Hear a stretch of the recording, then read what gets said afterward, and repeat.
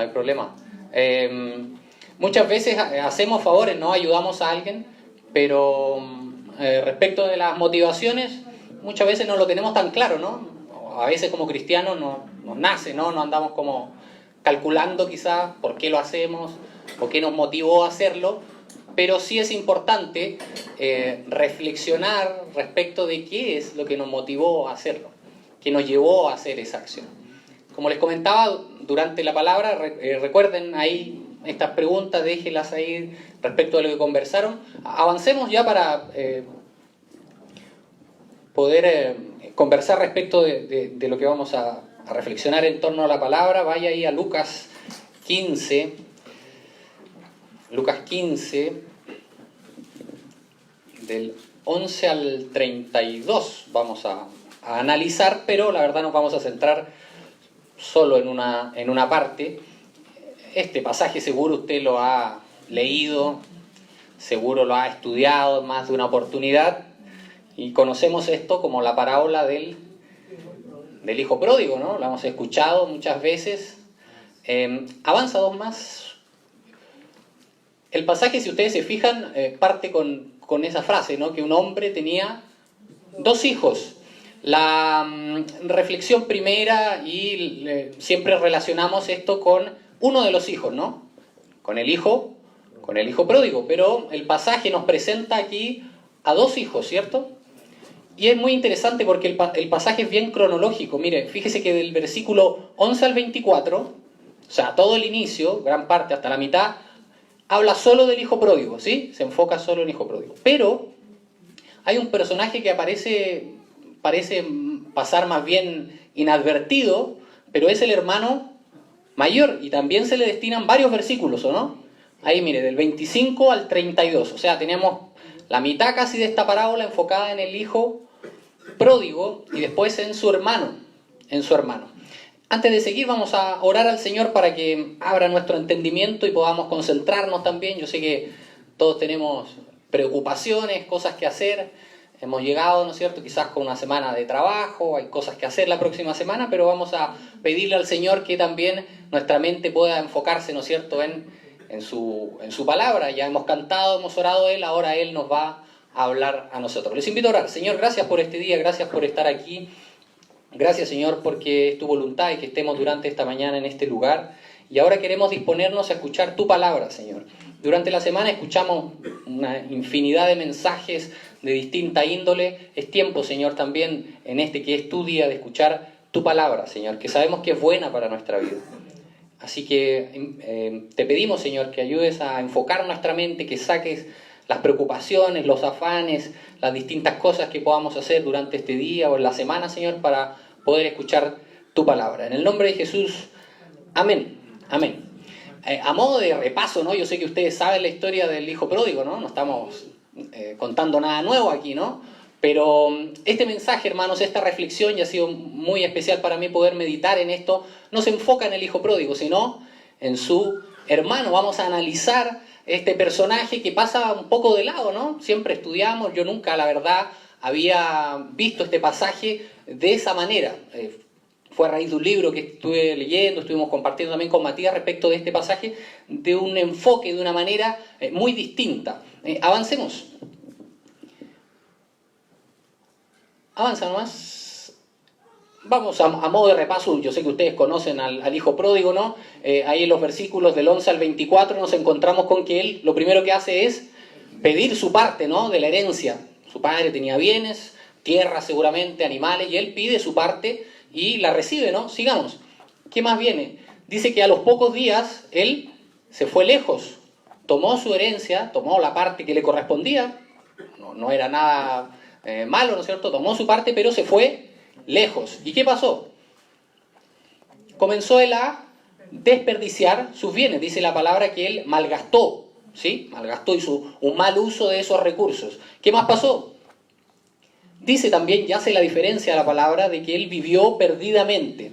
Y este concepto en la palabra tiene otra connotación. No tiene que ver con malgastar, sino que vivir en el pecado, ¿no? Apartarse de Dios. En Lucas 19:10 dice que el Hijo del Hombre vino a buscar lo que se había perdido, él vivió perdidamente. Entonces pidió su herencia, se fue lejos, desperdició sus bienes, pero no tan solo los desperdició, sino que vivió perdidamente, que es una cosa distinta, ¿no?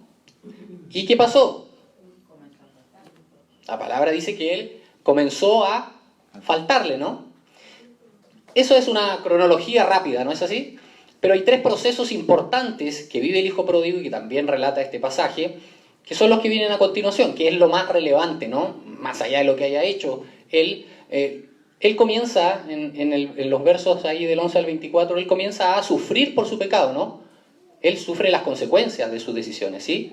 Dice que se acercó ahí a una hacienda y que los cerdos, ¿no es cierto?, comían las algarrobas y él deseaba, y él comenzó a sufrir por sus decisiones, comenzó a sufrir por su pecado. ¿Qué más pasó? Vino el arrepentimiento.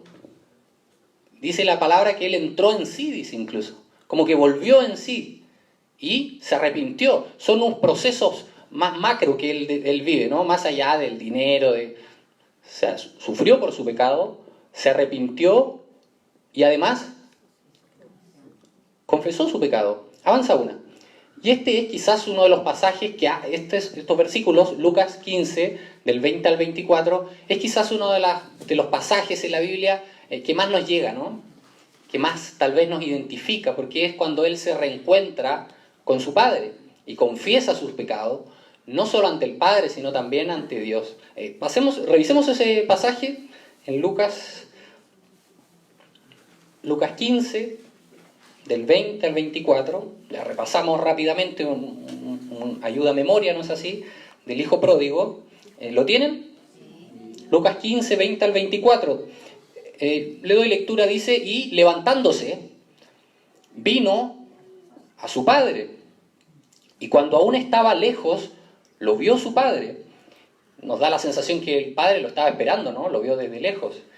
Y fue movido a misericordia y corrió y se echó sobre su cuello y le besó. Y el hijo le dijo: Padre, he pecado contra el cielo y contra ti, y ya no soy digno de ser llamado tu hijo. Pero el padre dijo a sus siervos: Sacad el mejor vestido y vestidle, y poner un anillo en su mano y calzado en sus pies, y traed el becerro gordo y matadlo, y comamos y hagamos fiesta, porque este es mi hijo, muerto era y ha revivido, se había perdido y es hallado. Y comenzaron a regocijarse. Es quizás uno de los pasajes más profundos, ¿no?, de la palabra, que más resume cómo también nosotros, aún estando lejos, aún habiendo desperdiciado nuestros bienes, aún habiendo vivido en el pecado, llegó un momento en que miramos a Cristo, ¿sí? Y nos identifica y nos llena este pasaje que es precioso, la verdad. Avancemos. Una más. Como les decía, vamos a analizar no al hijo pródigo esta mañana, ya lo conocemos, ¿no?, sino a su hermano. Sabemos poco de su hermano. No salen sus nombres aquí, solo sabemos que esta historia se construye con un padre, tenía 2 hijos, no sabemos sus nombres, pero sí vamos a analizar cómo vamos a conocer a este hermano. Sabemos que es mayor, ¿no? No sabemos cuánto, pero era el mayor, dice. A través de 2 aspectos. Avanza 2 más, porfa. A través de sus actitudes, cómo él actúa, dónde está, qué cosas hace, y también a través de sus palabras. Son 2 maneras, 2 formas de conocer bien a una persona, ¿no? Incluso a veces no conocemos a alguien personalmente, pero cómo nos llevamos una impresión, una idea de esa persona. A través de podemos conocer a alguien, ubicarlo, ¿sí?, respecto a cómo actúa, y también a través de sus palabras. Ahí mucho más, ¿no? Mucho más, nos queda mucho más claro. Esta persona habla de esta manera, ¿no? ¿No es así? Entonces, durante esta reflexión vamos a analizar las actitudes y las palabras del hermano mayor. Sabemos poco de él, pero este domingo ojalá lo vamos a conocer más, ¿no? Avancemos. En los versos tan ordenados este pasaje, que fíjese, la primera parte habla solo del hijo pródigo. Después, versos 25, 26, 27, 28 habla de sus actitudes. Y luego, avanza una porfa, en el verso 29, 30, 31 y 32, que ya termina la parábola, vamos a escucharlo, cómo él habla, cómo él se refiere a su hermano, a su padre, cómo él analiza todo lo que ha sucedido. Avancemos. Verso 25. Acabamos de leer este reencuentro, ¿no?, entre el padre y el hijo pródigo, ¿sí? Precioso pasaje. Y la primera idea ya nos da alguna referencia. Avanza una. Dice que él, ¿dónde estaba? Él estaba lejos de la escena, ¿no? No presenció el reencuentro entre el hijo pródigo y su padre. ¿Dónde estaba? ¿Qué significa el campo? En la Biblia y en el mundo actual, ¿no? Todavía. ¿Con qué lo relacionamos? En el campo están los animales, están las tierras, están los bienes, la herencia familiar, esa que se acaba de repartir, ¿no es cierto? Avancemos una. El trabajo, ¿no es cierto? Él estaba trabajando. ¿Y qué significa esto? Una más. Que su vida, pese a la ida de su hermano y pese al sufrimiento de su padre, o sea, ¿había provocado algo en él? Su vida se mantuvo inalterable. ¿Y qué significa eso? Que su agenda diaria, lo hemos compartido en otros mensajes, ¿no? Su agenda, sus actividades, ¿cambiaron? No, él estaba en el campo. ¿Su padre estaba sufriendo? Estaba esperando a su hijo, ¿no? Por algo lo vio de lejos. Seguro no solo esa mañana, sino durante la noche, en el día, en la tarde. Su padre sufría porque su hijo estaba lejos. Avanza una más. Él se manifestó de manera insensible ante el dolor de su padre, ¿no? ¿Dónde estaba él? ¿En el campo? No estaba acompañando a su padre, estaba lejos. ¿Qué más? Ahí se comió una I. No solo era insensible ante el dolor de su padre, sino que fue indiferente ante la ausencia de su hermano. ¿Salió a buscarlo? No. ¿Dónde estaba? En el campo, trabajando, ¿no es cierto? Había que seguirse preocupando de los bienes. Incluso dice el pasaje que el padre le repartió los bienes a ambos. ¿Sí? Dice, le repartió sus bienes. Pero él siguió con su agenda diaria. Siguió muy ocupado, ¿no? Verá mi hermano qué hace, ¿no? Sigamos. En resumen, solo esa frase, fíjense ustedes, su hermano estaba en el campo. Solo esa frase nos da cuenta de que él mantuvo durante toda esta es una crisis familiar, ¿o no? ¿Sí? Se fue su hermano y su padre estaba sufriendo. Hay una crisis familiar, pero él mantuvo una distancia física, porque estaba lejos en el campo, pero también emocional. Como que no le importó mucho, ¿no? Así lo describe, como un hombre más bien preocupado de lo que había que hacer, a su juicio, ¿no es así? ¿Estar dónde? En el campo, ¿sí? Ahí nos formamos ya una idea, ¿no? Y es interesante la palabra porque con un primer, antes de la coma ahí, verso 25, y su hijo mayor estaba en el campo. Y con eso ya nos da un panorama respecto de qué cosas.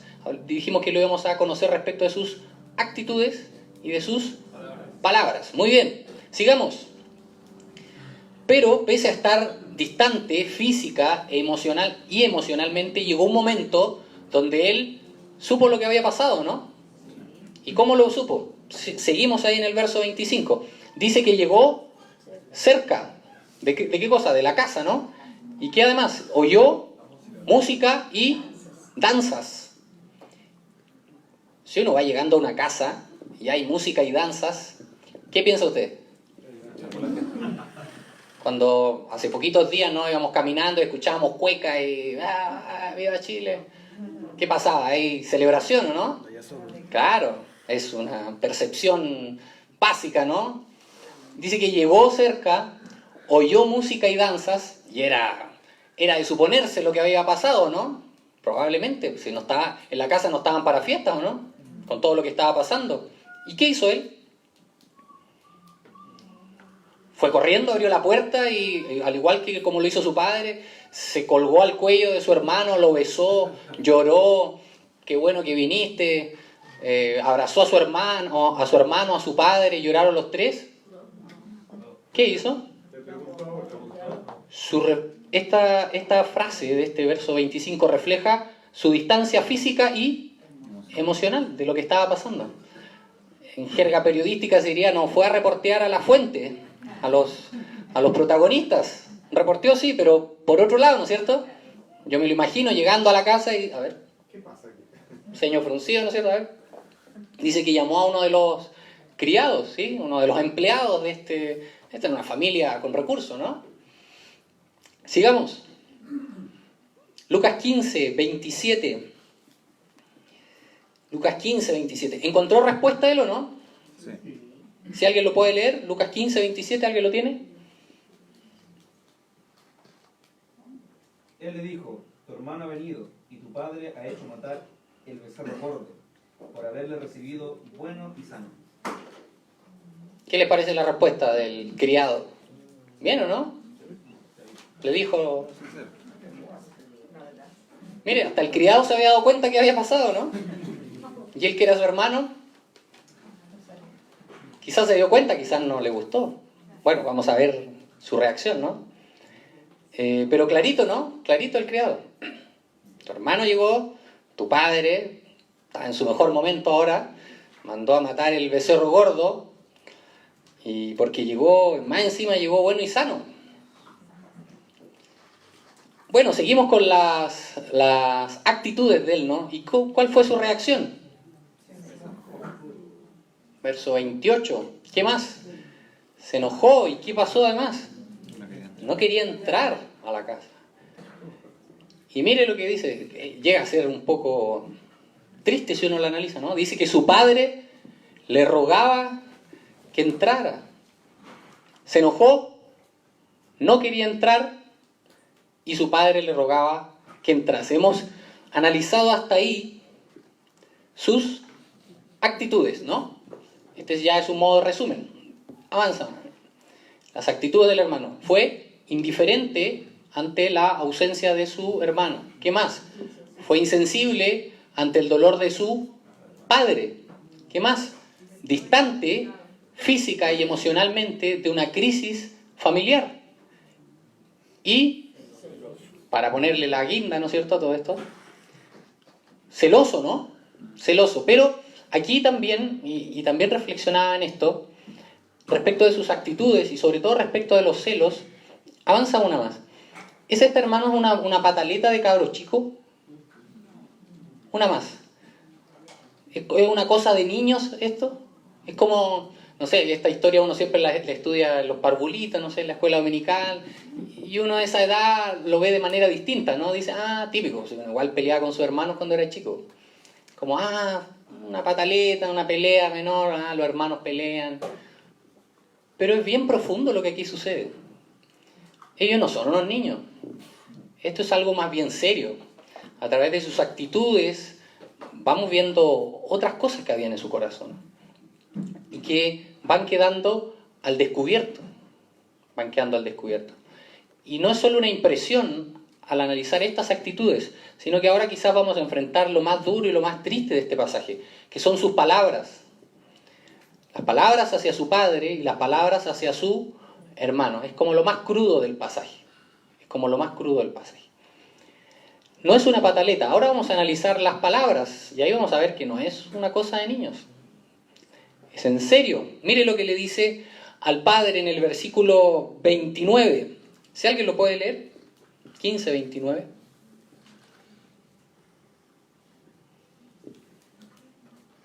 Mas él respondiendo dijo al padre, he aquí, tantos años te he servido, no habiéndote desobedecido jamás, y nunca me has dado ningún cabrito para gozarme con mis amigos. ¿Qué les parece? ¿Cómo fue esta respuesta? Hay un común denominador en esta respuesta. Avanza una. Él habla todo el tiempo de él. No sé si lo notaron. Dice, tantos años te sirvo, no habiéndote desobedecido jamás. Y nunca me has dado, le dice, ni un cabrito para gozarse con mis amigos. Él hace referencia en 3 oportunidades a él. Entiende, y a eso se refiere lo que apuntamos ahí, que dentro de sus actitudes estaba que él era celoso, ¿no es cierto? Él entiende que es su hermano el que está tomando el protagonismo y él quiere inmediatamente recuperarlo, ¿sí? ¿Cómo lo busca hacerlo? Hablando de él. Él encara a su padre. Eso es la escena que estamos viendo. Él encara a su padre. Y lo encara con dos cosas. A través de... ¿Le echa en cara qué cosa? Su servicio. Todos estos años le dice, te sirvo. Y no habiéndote desobedecido, jamás. Avancemos. Pregunta. Esto lo dice Matías siempre, ¿no? Pregunta. A mí me gusta también así. Revisamos sus actitudes del hermano, ¿sí? También sus palabras. También vamos a analizar. Pregunta. ¿Amaba este hombre a su padre? ¿Lo amaba realmente?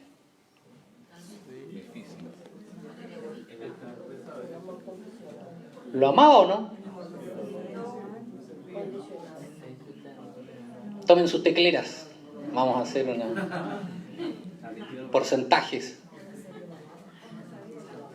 No los veo muy... ¿Lo amaba o no lo amaba? ¿Qué buscaba del padre?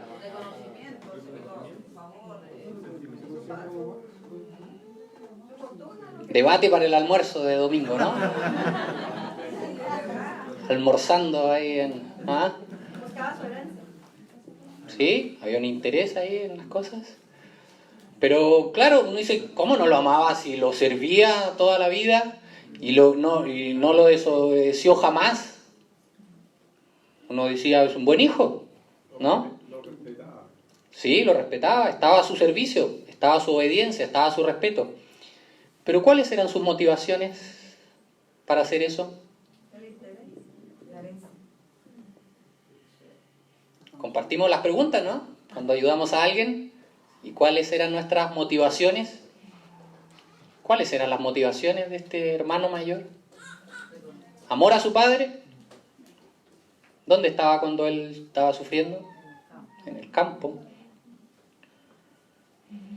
Lo que sí está claro es que él buscaba reconocimiento de su padre, porque cuando lo perdió, lo sacó en cara, ¿no? ¿Sí? Avancemos. ¿Cómo son las palabras a su hermano? Avancemos. Fíjese usted, en el versículo 30, ¿cómo se refiere a su hermano? ¿Alguien lo puede leer? Pero cuando vino tu hijo, que ha consumido tus bienes con rameras, has hecho matar para él el becerro más gordo. ¿Qué les parece? Mire estas frases. Retrocede. Cuando vino, él se refiere a su hermano como su hermano. Le dice cuando vino mi hermano. En ninguna parte en el pasaje. Búsquelo, tarea. Para el domingo, para el almuerzo, más rato. Si lo encuentra. ¿Cómo se refiere a su hermano? Tu hijo.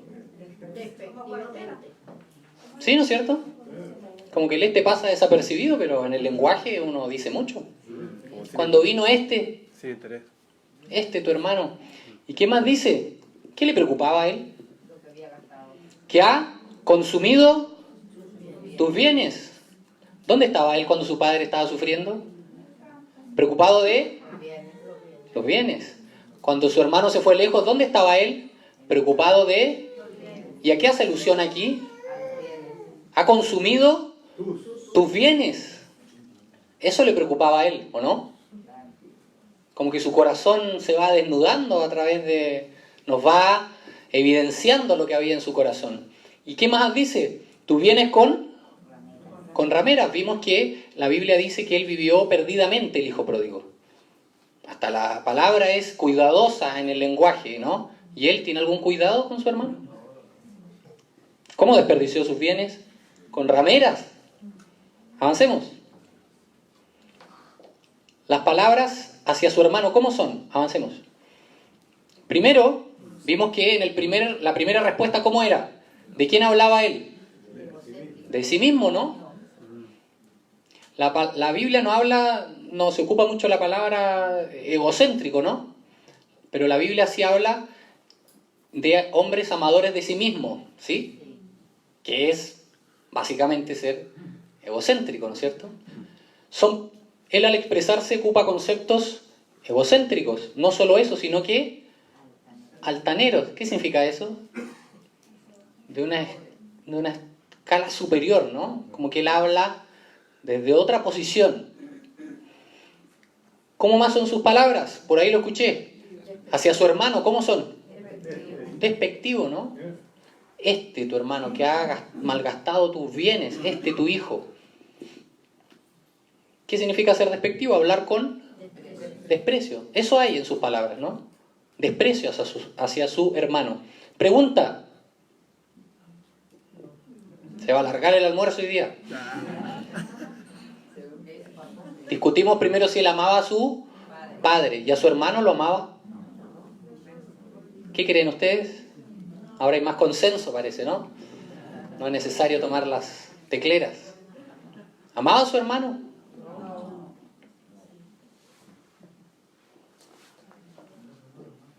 Avancemos. Y nosotros, hermanos, es fácil, yo sé, emprenderlas contra el hermano mayor esta mañana, ¿no? O contra el hijo pródigo que nos representa. Pero la reflexión también va ahora, no estamos estigmatizando aquí ni al hermano mayor ni al menor. Solo es Dice, la pregunta es para nosotros ahora. Ahora sí que se alargó el almuerzo. ¿Y nosotros, hermanos, amamos al Padre?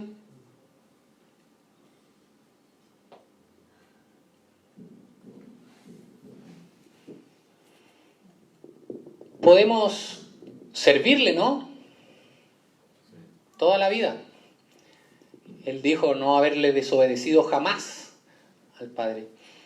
Es difícil para nosotros, pero muchas veces, sobre todo si venimos de contextos cristianos, a veces uno dice, siempre he sido como fiel al Señor, ¿no? Nunca me he apartado de Él. Le he servido en la iglesia, he obedecido su palabra, he seguido ciertas pautas, como que seguimos ciertas, pero no entendiendo el trasfondo. Pero muchas veces, hermanos, podemos servir al Señor, podemos obedecer su palabra, pero podemos actuar de manera indiferente ante su dolor. ¿Por quiénes sufre el Señor? Por quienes se han alejado, ¿no? ¿Y dónde estamos nosotros? Más cerca.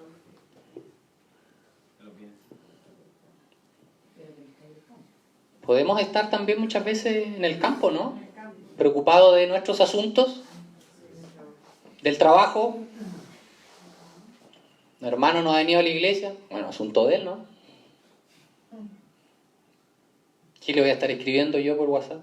Que lo haga otro, no el pastor. Podemos ser distantes muchas veces de su presencia, dejar de tener comunión con Él. El Señor nos busca cada mañana, cada noche, durante el día, y nosotros podemos tener una distancia espiritual con el Señor. El hermano lo tenía física y emocional, y nosotros podemos tener una distancia espiritual con el Señor. Podemos desarrollar a veces un cristianismo sin Cristo. Claro, podemos decir servirle, obedecerle, pero nuestro corazón está lejos. Podemos decir servir al Señor, obedecerle, pero podemos llevar una vida centrada en nosotros, como este hermano mayor que hablaba todo el rato de Él. Señor, bendíceme, guíame, protégeme, dirígeme. ¿Y qué pasa con los demás? ¿Qué pasa con nuestros hermanos?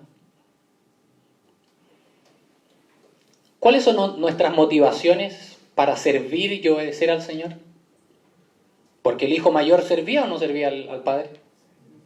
Sí. ¿Lo obedecía o no? Jamás lo desobedeció, o sea, hasta se lo sacó en cara. Pero amaba al Padre. ¿Y nosotros, hermanos? ¿Amamos al Padre? ¿Cuáles son nuestras motivaciones para servirle, para obedecerle? Ahora sí que se alargó la noche. Ya es una reflexión personal, ¿no? Es una reflexión personal. Avancemos.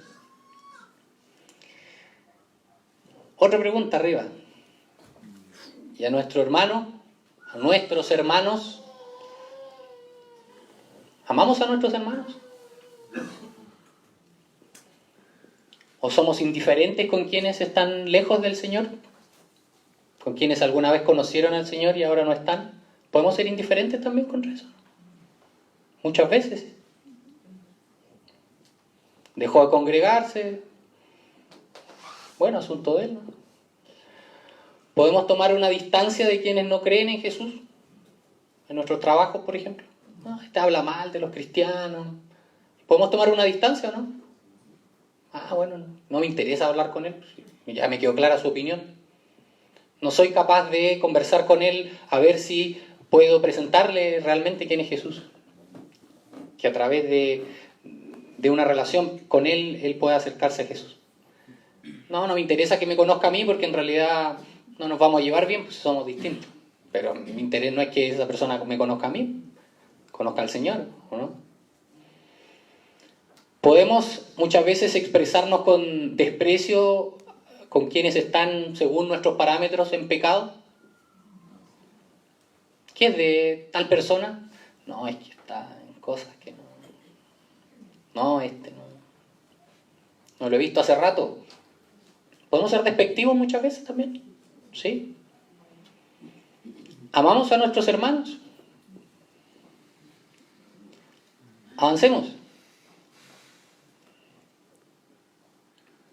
Este es un cuadro comparativo entre el hijo pródigo y su hermano. Es una cronología. El pasaje no los plantea en paralelo, ¿se fijaron? Primero el hijo pródigo y después el otro personaje. Aquí vamos a llevarlos en paralelo.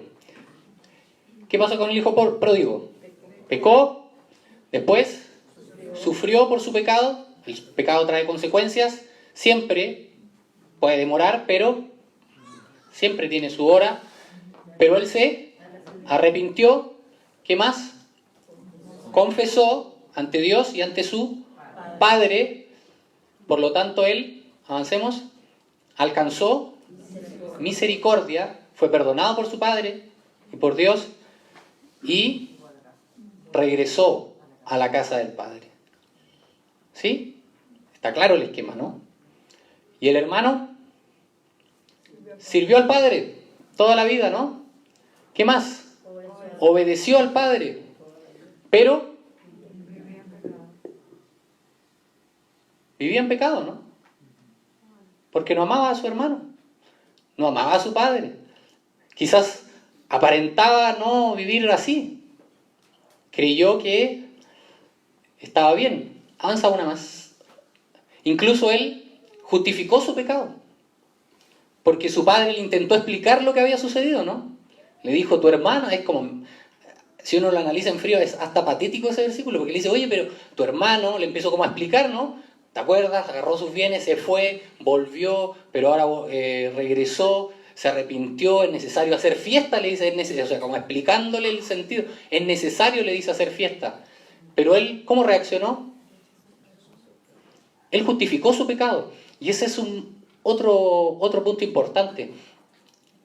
El pecado de otros no justifica nuestro pecado. Muchas veces creemos que porque otro está en pecado, nosotros tenemos la potestad también para justificar el nuestro. Estamos capacitados para reaccionar así, porque él está en pecado. Y no nos damos cuenta que al reaccionar así, también estamos viviendo en pecado. Porque no estamos amando a nuestro hermano y estamos reaccionando mal. Él rechazó el perdón. Él rechazó el perdón a su hermano. Él no entendió lo que hizo su padre. No entendió. Rechazó el pecado. Y lo más fuerte tal vez de este pasaje es que él no quiso entrar de vuelta a la casa. Hay un versículo ahí que dice que su padre le rogaba que entrara. Quedó fuera de la casa. Avancemos una. El versículo 28. Una más.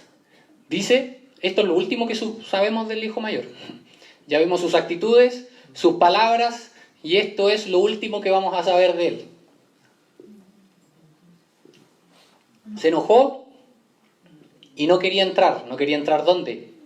A la casa. A esa casa donde hubo misericordia para su hermano, donde hubo perdón, donde hubo arrepentimiento, donde hubo confesión de pecados. Él rechazó todo eso. Y fue tanto su reacción que él no quiso entrar, no quería entrar. ¿Y qué más sabemos? Que su padre tuvo que salir, imagínate, tuvo que dejar la fiesta, las danzas, como lo describía ahí, para salir a dialogar con él. Salió por tanto su padre y le rogaba que entrase. ¿Habrá entrado? Lo último del hijo pródigo, ¿qué fue lo último que supimos? Retrocede una, por favor. ¿Retrocedamos una? ¿Cerrar? ¿Qué fue lo último que supimos del hijo pródigo? Que volvió a la casa del padre, ¿no? Alcanzó perdón, misericordia y regresó. ¿Y dónde se quedó él? Con el padre. ¿Y el hijo mayor? ¿Dónde quedó? Fuera. Es curiosa esta historia porque queda ahí como... Con el hijo mayor queda un poco inconclusa, ¿no? Con el hijo pródigo se cierra el ciclo, pero con el hijo mayor, no. Y nos debe llevar a reflexionar, hermanos, respecto de nuestras actitudes y también de nuestras palabras, ¿sí? Muchas veces creemos que el pecado de otros justifica el nuestro. Y creemos que otros están mal y nosotros no nos damos cuenta y vivimos en pecado y rechazamos el perdón que Cristo nos ofrece. Que su almuerzo sea largo y podamos seguir reflexionando en esto. Ahí está el resumen. El hijo pródigo regresó a la casa del padre, pero el hermano mayor rechazó toda esta historia maravillosa que tanto nos identifica, pero él, el hijo mayor, rechazó todo esto y quedó fuera de la casa de su padre. Les invito a orar. Señor, gracias por tu palabra, porque es viva para nuestra vida. En esta parábola maravillosa del Señor Jesús, donde Él explica respecto del perdón, expresa, refleja el pecado del hombre, la tendencia natural a apartarnos del Padre, a malgastar, a vivir perdidamente, pero nos habla del perdón, de la misericordia tuya, Señor.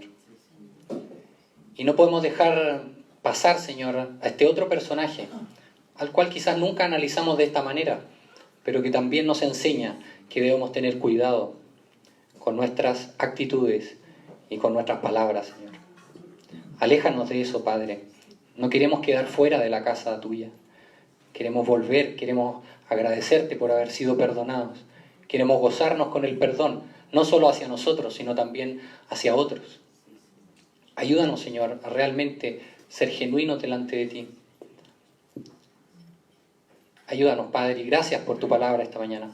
Gracias porque es viva, Señor, porque en conceptos simples muchas veces nos recuerdas lo maravilloso que hizo Jesús en la cruz y que debemos llevar también a otros. Gracias por este día, Señor, lo encomendamos en tus manos. En el nombre de Jesús.